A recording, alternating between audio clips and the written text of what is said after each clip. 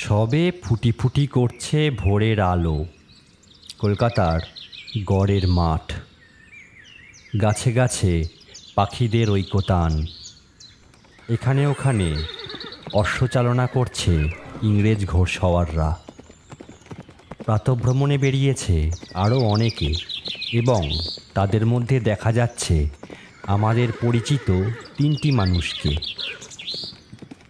শখের গোয়েন্দা জয়ন্ত আর মানিক ও পুলিশ কর্মচারী সুন্দরবাবু।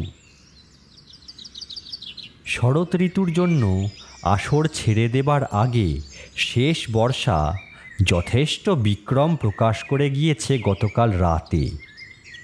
সারা শহরটা ঘণ্টা কয়েক ধরে স্নান করেছে এমন ঘন বৃষ্টিধারায় যে পথের আর মাঠের অনেক জায়গাতেই এখনও থই থই করছে ঘোলাটে জল। রাত 2টোর পরে বৃষ্টি থেমেছে বটে, কিন্তু গড়ের মাঠ এখনও প্রাতঃভ্রমণের উপযোগী হয়ে ওঠেনি। তবু প্রভাতী ভ্রমণে যারা অভ্যস্ত, এ সময়টায় তারা ঘরের 4 দেওয়ালের মধ্যে বন্দি হয়ে থাকতে চায় না। জয়ন্ত আর মানিক হচ্ছে এই জাতীয় জীব।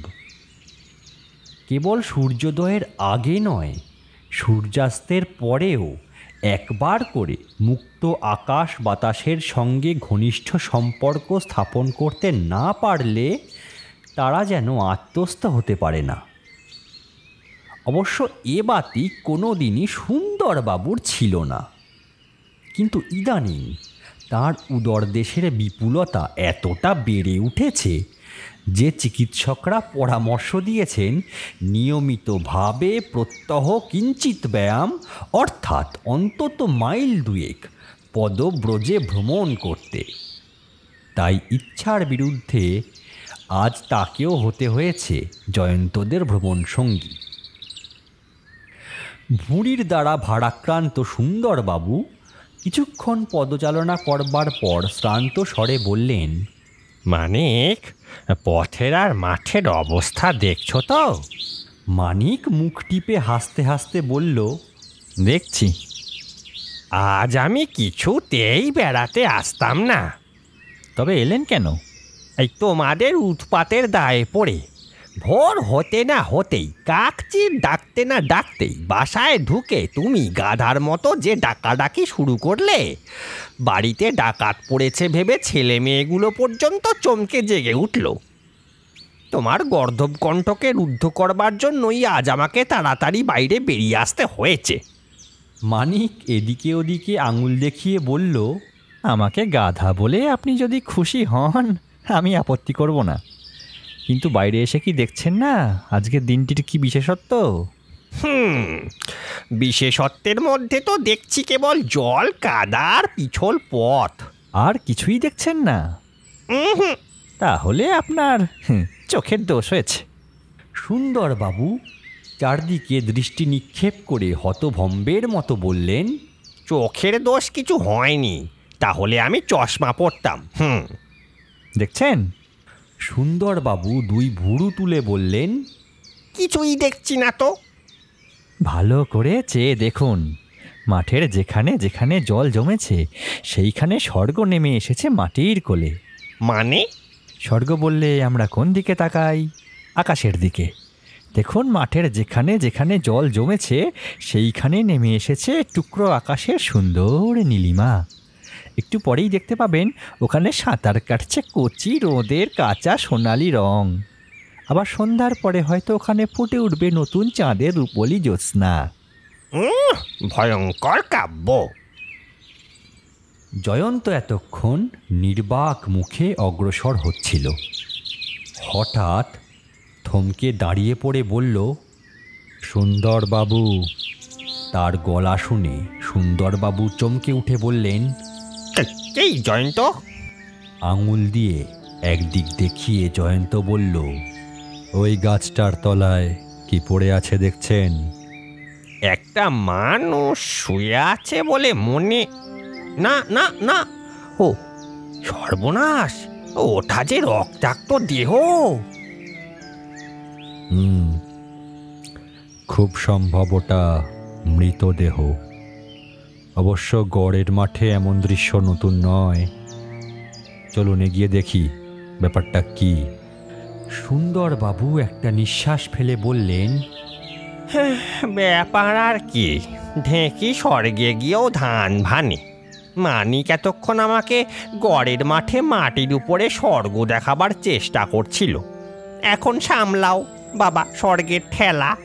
স্বর্গের বদলে ঘাড়ে চাপলো একটা নতুন খুনের মামলা। ছ্যা। মানিক বলল, সত্যি সুন্দরবাবু, আপনার সঙ্গে আমিও সহানুভূতি প্রকাশ করছি। এমন বৃষ্টিস্নাত অম্লান প্রভাত, মনে মনে করছিলাম কাব্যলোচনা। চোখের সামনে দেখছিলাম মাটির ফ্রেমে বাঁধানো জলের পটে নীলিমার ছবি। হঠাৎ কিনা রক্তাক্ত মৃত্যু এসে এক মুহূর্তে বিলুপ্ত করে দিল সমস্ত সৌন্দর্য। নিয়তির পরিহাস আর কাকে বলে।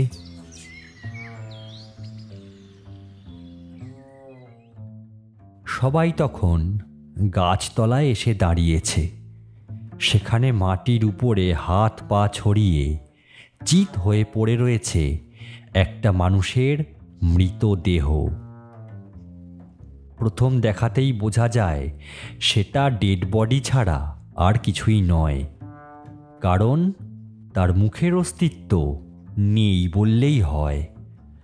কপালের তলা থেকে চিবুক পর্যন্ত মুখের সমস্ত অংশটা একেবারে লুপ্ত হয়ে গেছে।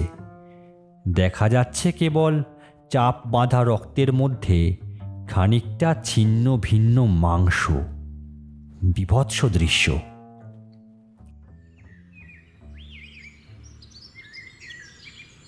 সুন্দরবাবু বললেন, আত্মহত্যার নয়, হত্যার মামলা।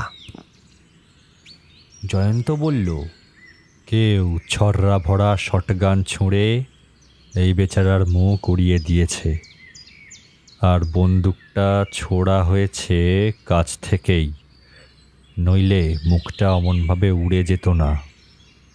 সে বসে পড়ে মৃতদেহের উপরে হাত রেখে আবার বলল, দেহটা এখনো একেবারে ঠান্ডা হয়ে যায়নি। খুব সম্ভব এর মৃত্যু হয়েছে কয়েক ঘন্টা আগেই। সুন্দরবাবু বললেন, চারিদিকে কত রক্ত দেখেছ? তার মানে একটাই দাঁড়ায়, একে খুন করা হয়েছে এইখানেই। ঘটনাটা ঘটেছে বৃষ্টি থামবার পরে কোনো এক সময়, নইলে কালকের প্রবল বৃষ্টিপাতে মৃতদেহের সমস্ত রক্ত ধুয়ে মুছে একেবারে নিশ্চিহ্ন হয়ে যেত। কারণ রাত 2টোর আগে বৃষ্টি থামেনি। আমরা ঘটনাস্থলে এসেছি সকাল 5:30টার পরে। কটা বাজে এখন, তাই তো? হ্যাঁ, তার মানে খুনি কাজ ছেড়েছে এরই মধ্যে। সুন্দরবাবু বললেন, এটা হচ্ছে যুবকের লাশ। জুতো আর পরনের কাপড় দেখলেই বোঝা যায় ভদ্রবংশের যুবক, কিন্তু ওর গায়ে রয়েছে কিন্তু দেখো কেবল একটা গেঞ্জি। গভীর রাতে কেবল গেঞ্জি পরে ভদ্রবংশের কোনো যুবক কি গড়ের মাঠে বেড়াতে আসে? মৃত ব্যক্তিকে বোধহয় কোনো গাড়িতে করে এখানে আনা হয়েছিল। হত্যাকাণ্ডের পর হয়তো তার উপরকার জামাটা অপরাধী খুলে নিয়ে গেছে। কেন? সহজে যাতে শনাক্ত না করা যায়। মানিক হেঁট হয়ে মাটির উপর থেকে একটা খাম তুলে নিয়ে তার ওপর চোখ বুলিয়ে বলল, কিন্তু খুব সম্ভবত হত্যাকারী দেখতে পায়নি যে এই খামটা মৃত ব্যক্তির জামার পকেট থেকে এখানে পড়ে গেছে। খামের উপরে কারোর নাম আর ঠিকানা আছে? হ্যাঁ, শ্রীযুক্ত মণিমোহন বসু, 10 নম্বর বলাইশিল স্ট্রিট, কলকাতা। এটা একটা বড় সূত্র।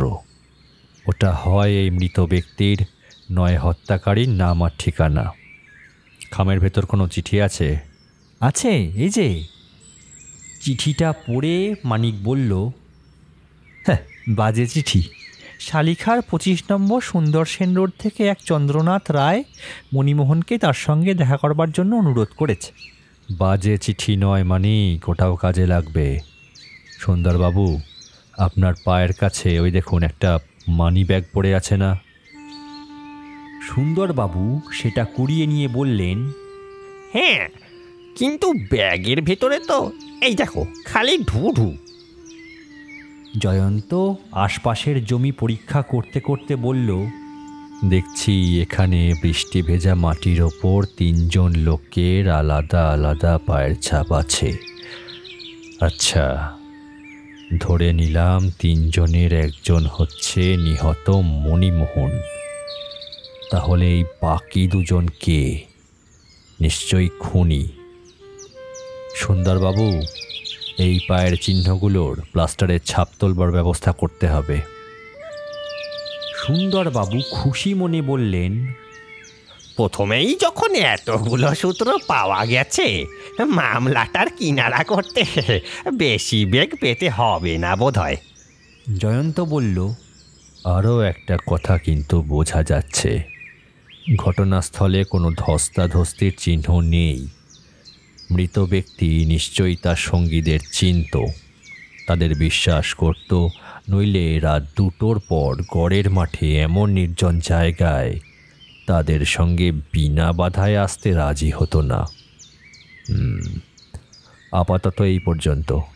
সূর্য উঠেছে, চারিদিকে লোকের ভিড়। চলো মানিক, এবার যেতে হবে আমাদের।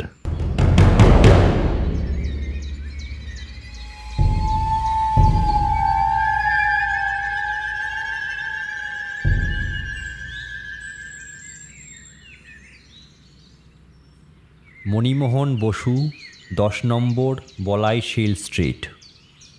সুন্দরবাবু যথাস্থানে গিয়ে হাজির হয়ে দরজার কড়া নাড়তে লাগলেন।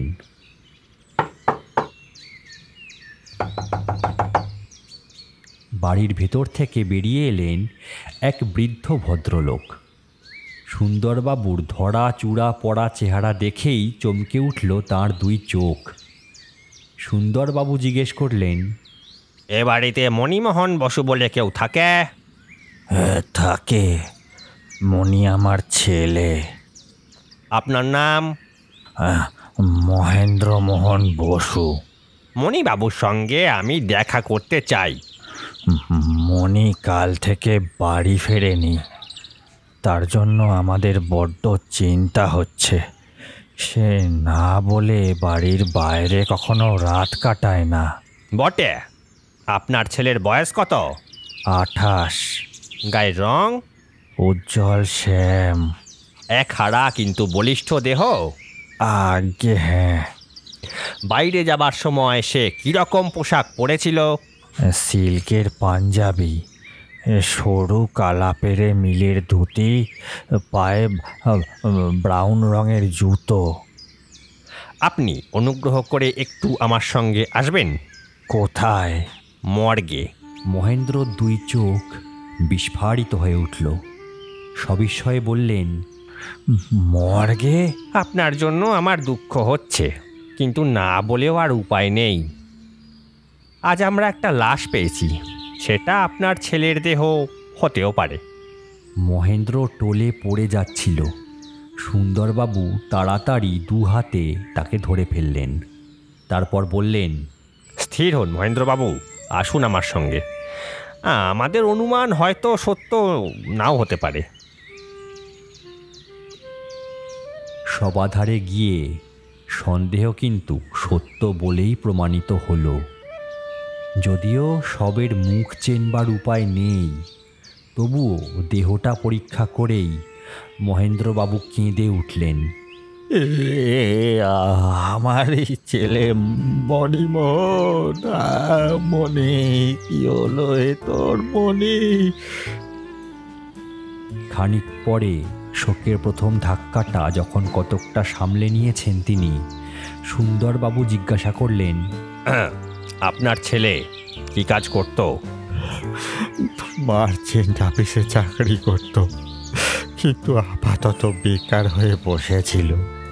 দেখুন মহেন্দ্রবাবু, আমাদের ধারণা মণিমোহন যাদের হাতে মারা পড়েছে সে তাদের চিনত।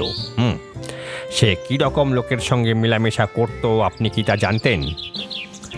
যতদূর জানি আমার ছেলের অসৎ সংসর্গ ছিল না। সে নিজেও ছিল শান্তশিষ্ট, অতি ভদ্র, মেলামেশাও করতো সেই রকম সব লোকের সঙ্গেই। তার কোনো ঘনিষ্ঠ বন্ধুকে আপনি চেনেন? চিনি, কিন্তু তার সবচেয়ে ঘনিষ্ঠতা ছিল একজনের সঙ্গেই। তার নাম নন্দলাল মিত্র। ঠিকানা? 5 নম্বর রায় রোড। তার সম্বন্ধে আর কিছু বলতে পারবেন? নন্দ বড় ভালো ছেলে, মনেরই সমবয়সী, কি সরকারের বিখ্যাত জুয়েলারি ফার্মের ক্যাশিয়ার। মণিমোহনের আর কোনো বন্ধুর কথা বলতে পারেন? বিশেষ কিছু খবর রাখি না। নন্দের মতো ঘনিষ্ঠ বন্ধু বলে আর কাউকে জানি না। তবে হালে। বলুন, থামলেন কেন? হালে মনির সঙ্গে একটি লোকের আলাপ হয়েছে বটে। লোকটিকে আমার ভালো লাগতো না। ভালো লাগতো না কেন? প্রকৃতির কথা জানি না, তবে আকৃতি ছিল তার বিরুদ্ধে। অত্যন্ত কাঠখোট্টা চেহারা। তার নাম? চন্দ্রনাথ রায়। নাম শুনেই সুন্দরবাবু জেগে উঠলেন যেন। ঘটনাস্থলে যে পত্র পাওয়া গিয়েছে তারও লেখকের নাম চন্দ্রনাথ রায়। তিনি বললেন, চন্দ্রনাথ কি শালিখার 25 নম্বর সুন্দর সেন রোডে থাকে? ঠিক ঠিকানা জানি না, তবে সে শালিখাতেই থাকে বটে। তার চেহারার একটা বর্ণনা দিন তো। রং কালো, আর 1 পোঁচ বেশি কালো হলেই সে আফ্রিকার কাফরিদের দলে গিয়ে ভিড়তে পারত। মাথায় 6 ফুটের কাছাকাছি, রীতিমতো বলবান দুহারা চেহারা, খেঁদা নাক, খুদে খুদে চোখ, দৃষ্টি কিন্তু তীক্ষ্ণ, দাড়ি গোঁফ কামানো, সর্বদাই কোট প্যান্ট পরে, আর হাতে থাকে একগাছা মোটা বাঘমারা লাঠি। বাঁ হাতের কোড়ে আঙুলের আধখানা নেই। যে বর্ণনা পেলাম, ভিড়ের ভেতর থেকেও চন্দ্রনাথকে চিনে নিতে দেরি লাগবে না। আচ্ছা মহেন্দ্রবাবু, কেবল চেহারার জন্যই কি আপনার চন্দ্রনাথকে ভালো লাগতো না? না, তার গলার আওয়াজ যেমন কর্কশ, কথাবার্তাও তেমনই রুক্ষ। তার সঙ্গে মেলামেশার পর থেকেই না মনিও যেন কেমন একটু একটু বদলে গিয়েছিল। কি রকম? তার হাব ভাব, ব্যবহার সব একটু রহস্যময় হয়ে উঠেছিল যেন। তার মানে? সে যেন সবসময় কি চিন্তা করছে। বাড়ির কারুর সঙ্গে বেশি কথা বলতো না, আমাকেও যেন এড়িয়ে এড়িয়ে চলবার চেষ্টা করত। আমরা ভাবতাম বেকার বসে আছে বলেই বোধহয় এমন মনমরা হয়ে আছে। তাও অসম্ভব নয় তো? খুব সম্ভব তাই হবে, কিন্তু মনির আরও একটা পরিবর্তন আমি দেখেছিলাম। মনি আগে সন্ধ্যার সঙ্গে সঙ্গেই বাড়ি ফিরে আসতো, কিন্তু ইদানিং বাড়ি ফিরতে তার রাত 10টা-11টা হয়ে যাচ্ছিল। কতদিন থেকে এটা লক্ষ্য করেছেন? চন্দ্রনাথের সঙ্গে মনির আলাপ হওয়ার পর থেকেই। চন্দ্রনাথের আবির্ভাব কতদিন হয়েছে? সে প্রথম আমার বাড়িতে আসে 5 মাস আগে। মহেন্দ্রবাবু, মৃতদেহের মুখ নেই বললেই হয়। ও দেহ যে আপনারই পুত্রের সেটা ঠিক চিনতে পেরেছেন তো? কোনো সন্দেহ নেই, কোনো সন্দেহ নেই। আমি বাপ, নিজের ছেলের দেহ চিনতে পারবো না? সেই রং, সেই গড়ন, আঙুলে পলার আংটি, পায়ে সেই জুতো, পরনের কাপড়েও আমাদেরই ধোপার মার্কা। বেশ বুঝেছি মশাই, আমারই কপাল পড়েছে। বলতে বলতে কাঁদো কাঁদো হয়ে এলো তাঁর কণ্ঠস্বর। সুন্দরবাবু মমতা ভরা গলায় বললেন, নিয়তি বড় নিষ্ঠুর। তার বিরুদ্ধে অভিযোগ করে লাভ নেই মহেন্দ্রবাবু। আপাতত আমার আর কোনো জিজ্ঞাসা নেই, আপনি বাড়ি যেতে পারেন। মহেন্দ্র চলে গেল। দাঁড়িয়ে দাঁড়িয়ে সুন্দরবাবু চিন্তা করতে লাগলেন। শালিখের চন্দ্রনাথ, রঙে কাফরি, নামে চন্দ্র, কানা ছেলের নাম পদ্মলোচন। আকৃতি প্রকৃতি নাকি সন্দেহজনক। এইবার তোমার দিকেই আমি পদচালনা করব। কিন্তু সুন্দরবাবুকে বেশি দূর পদচালনা করতে হলো না। সভাগারের বাইরে আসতেই তিনি দেখলেন একটা মোটর এসে সেইখানেই দাঁড়ালো এবং গাড়ির ভেতর থেকে নেমে পড়ল একজন যুবক। তার মুখের ভাব উদ্বিগ্ন। সে সুন্দরবাবুকে দেখতে পেয়ে বলল, আপনি তো সুন্দরবাবু? আমি আপনার কাছে এসেছি। কেন? আমার ছোট ভাই নন্দলাল কাল সন্ধ্যার সময় বাড়ি থেকে বেরিয়েছে, বুঝলেন। এখনও ফেরেনি। থানায় খবর দিতে গিয়ে শুনলাম আপনারা নাকি একটা মৃতদেহ পেয়েছেন। আমি কি দেহটা একবার দেখতে পারি? সুন্দরবাবু শুকনো গলায় বললেন, সেটা দেখে কি হবে? দেহটা যদি নন্দর হয়? অসম্ভব, ও দেহ শনাক্ত হয়ে গেছে মশাই। ভগবান করুন ও দেহ যেন অন্যেরই হয়। তবু দয়া করে আমাকে কি একটিবার দেখবার সুযোগ দেবেন না? বিরক্ত মুখে চলে যাওয়ার জন্য এগোতে চাইলেন।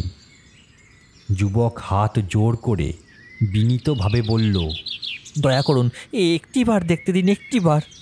আরে বাবা, খুনের মামলা যা আমার চোখের একেবারে বালি। আমার মগজে এখন বো বো করে চরকি ঘুরছে। এসব বাজে ব্যাপার ভালো লাগছে না, আমি চললাম। দয়া করুন একটিবার দেখতে দিন, একটিবার। হাল ছেড়ে দেওয়ার ভঙ্গিতে সুন্দরবাবু বললেন, আপনি তো ভারী ছিঁড়ে যোগ দেখছি। চলুন, নয়ন সার্থক করুন, আসুন।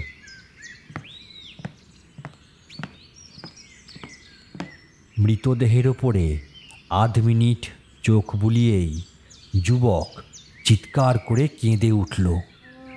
আরে ভাই, ভাই আমার, আরে কে কি হলো ভাই, তোকে এরকম ভাবে কে? সুন্দরবাবু বিস্মিত গলায় বললেন, আরে গেল, খামোখা কান্নাকাটি কেনে? এই তো আমার ভাই নন্দলালের দেহ, যা ভেবেছি তাই, আমাদেরই সর্বনাশ হয়েছে। আরে আপনি পাগল নাকি? আমি পাগল নই মশাই, পাগল নই। বিশ্বাস না হয় ওর কাপড় তুলে দেখুন, জানুর ওপরে 2 ইঞ্চি লম্বা কালো জরুলের দাগ আছে। অবিশ্বাসের দোলাচলে সুন্দরবাবু এগিয়ে গেলেন। কাপড় সরানো হলো। জানুর ওপরে সত্যিই রয়েছে 2 ইঞ্চি লম্বা কালো জরুলের চিহ্ন। ধাঁ করে তার মাথায় জাগলো একটা নতুন সন্দেহ। আগ্রহের সঙ্গে তিনি জিজ্ঞেস করলেন, আপনার ভাইয়ের নাম নন্দলাল? আগে হ্যাঁ। নন্দলাল মিত্র? আগে হ্যাঁ। বাড়ি 5 নম্বর রায় রোডে? হ্যাঁ। তার এক বিশেষ বন্ধুর নাম মণিমোহন বসু। হ্যাঁ। সুন্দরবাবু টুপি খুলে নিজের টাক চুলকোতে চুলকোতে হতভম্বের মতো বললেন, এ কি কাণ্ড রে বাবা, এটা খুনের মামলা না হিয়ালির মামলা?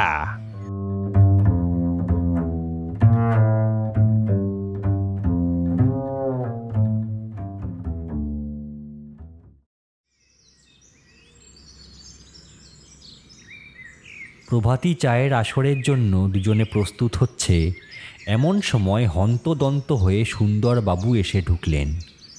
জয়ন্ত জিজ্ঞেস করল, এ কি সুন্দরবাবু, হাঁপাচ্ছেন কেন? দৌড়ে দৌড়ে আসছি যে। দৌড়ে দৌড়ে? প্রায় পাছে চা পানের মাহেন্দ্রক্ষণটি উতরে না যায় সেই ভয়ে সবেগে পদচালনা করেছিলাম। গেল 3 দিন তোমাদের সঙ্গে দেখা হয়নি, ভয় হলো আসর থেকে বুঝি নাম কাটা যায়। তাহলে গেল 3 দিন বাড়িতে বসেই চা খেয়েছেন? পাগল, আমার বাড়ির চা আমি ছুঁই না, সেই যেন নালতের মতন। আর দোকানের চাও খাই না, এক ঘোলাটে গঙ্গা জল। আজ 3 দিন আমার চা খাওয়াই হয়নি। ব্যাপার কি? আর কি বলবো, গড়ের মাঠে সেই হত্যাকাণ্ডের ঠেলা। অন্তদন্তের মতো খালি তদন্ত আর তদন্ত আর তদন্ত করতে হয়েছে। সূত্রও ঢের পেয়েছি, কিন্তু সব সূত্র না কেমন জোট পাকিয়ে ঘোট পাকিয়ে গেছে।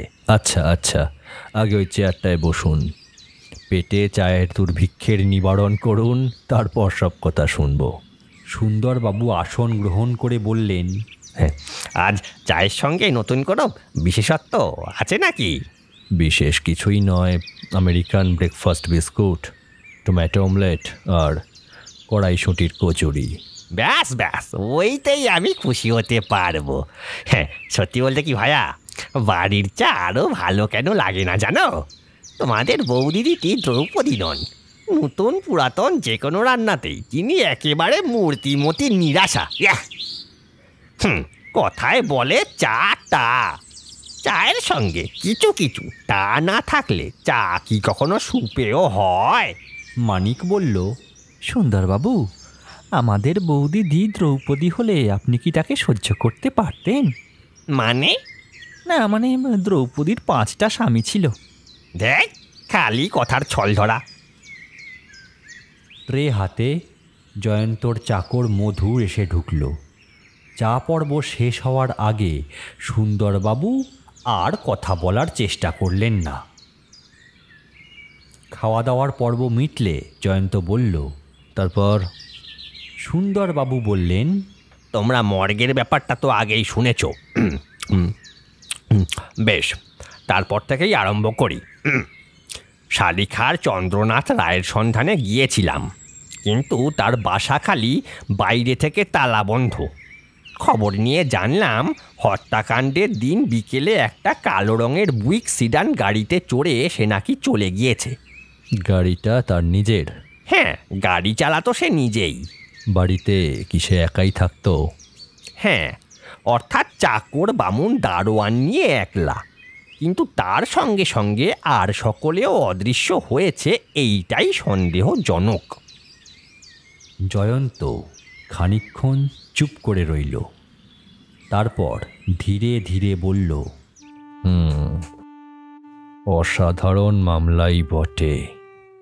মহেন্দ্রবাবু লাশ দেখে বলছেন সেটা তার ছেলে মণিমোহনের মৃতদেহ, আর একজন বলছে সেই দেহটা হচ্ছে তার দাদা নন্দলালের।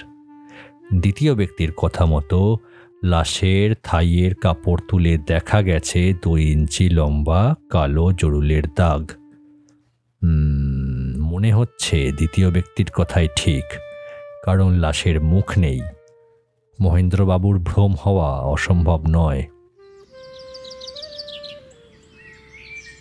শুনলাম মণিমোহন আর নন্দলালের দেহের রং, উচ্চতা আর গড়ন পিটন নাকি প্রায় একরকম। এখানেই প্রশ্ন উঠছে অনেকগুলো সুন্দরবাবু।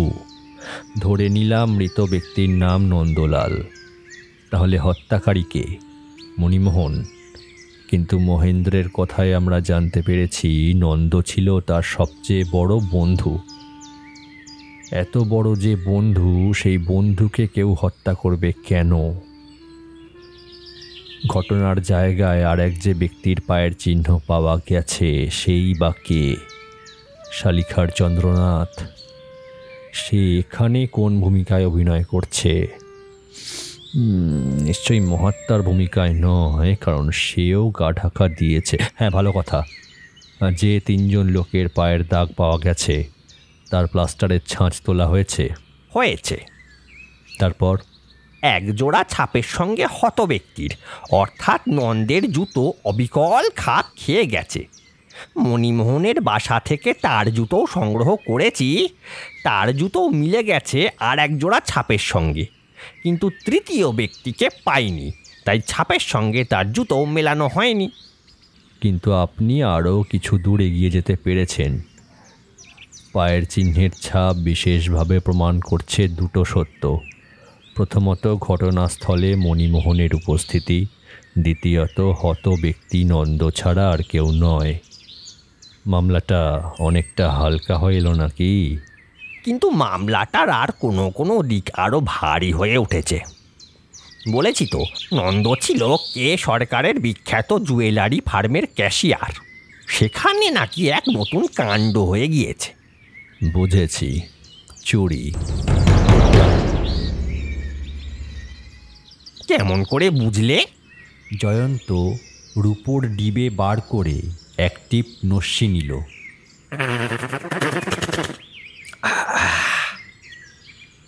মানিক কৌতূহলী চোখে তার দিকে তাকালো। সে জানে এই নস্যি নেওয়াটা হচ্ছে তার বন্ধুর বিশেষ আনন্দের লক্ষণ।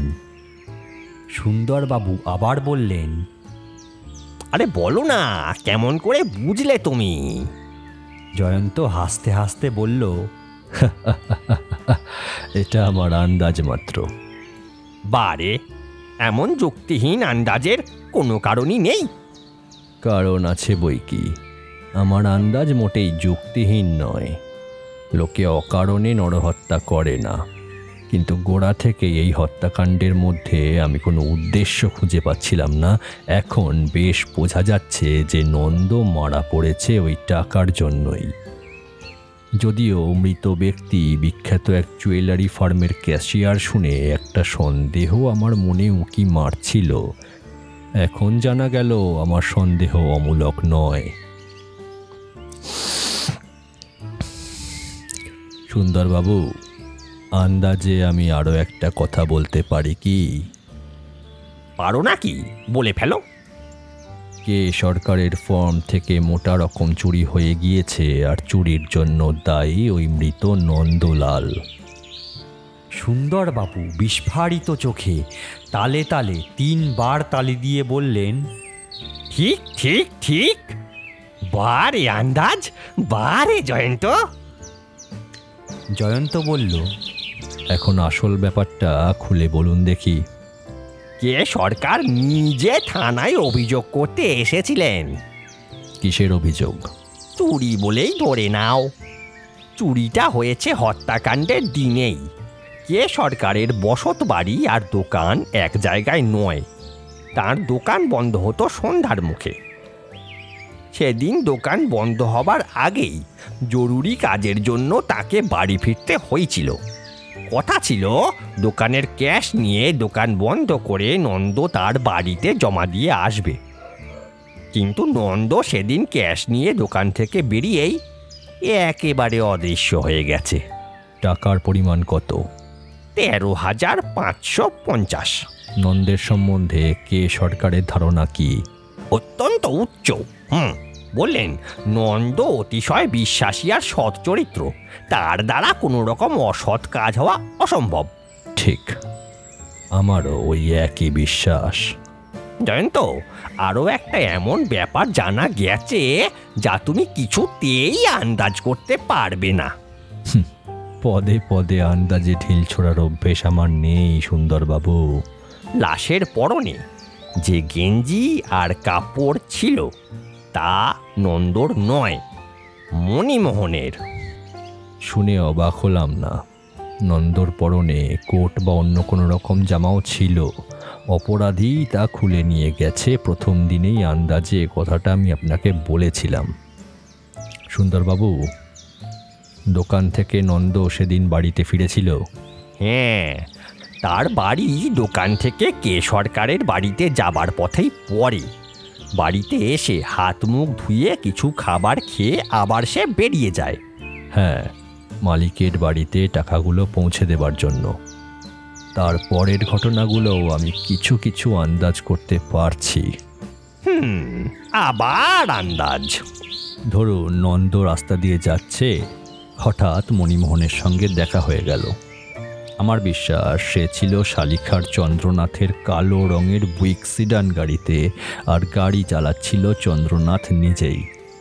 মণিমোহনের ডাকে নন্দ গাড়িতে এসে উঠল। নন্দর কাছে কত টাকা আছে সেটা কথায় কথায় বেরিয়ে এলো। তারপরের ব্যাপারগুলো ঠিক আন্দাজ করতে পারছি না। নন্দ গাড়িতে ওঠে সন্ধ্যের সময়, কিন্তু মারা পড়ে অন্তত রাত 2টোর পরে। মাঝের কয়েক ঘন্টার এই হিসেবটা হত্যাকারী ধরা না পড়লে জানা যাবে না। নন্দকে হত্যা করে চন্দ্রনাথ আর মণিমোহন। আমার মনে হয় আসল হত্যাকারী হচ্ছে এই চন্দ্রনাথ। মণিমোহন বোধহয় নিজের হাতে বন্ধুকে খুন করেনি। তারপর মৃতদেহের জামাকাপড় খুলে পরিয়ে দেওয়া হলো মণিমোহনের জামাকাপড়। লাশের মুখ নিশ্চিহ্ন, তার দৈর্ঘ্য, রং আর গড়ন পিটন প্রায় মণিমোহনের মতোই। তার পরনেও রইল মণিমোহনের জামাকাপড়।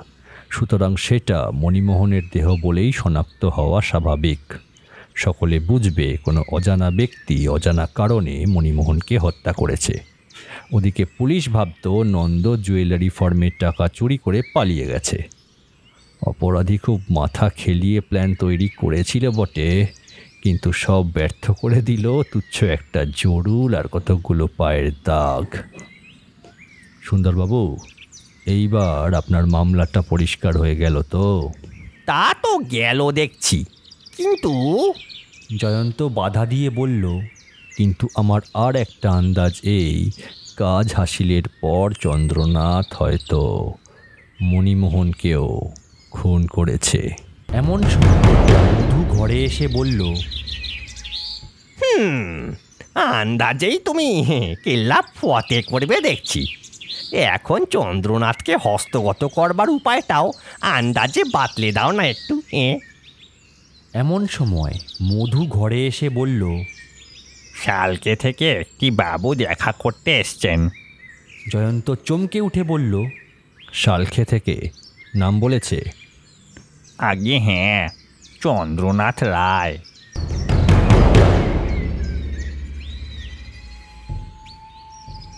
সুন্দরবাবু বাঘের মতো লাফিয়ে উঠে বললেন,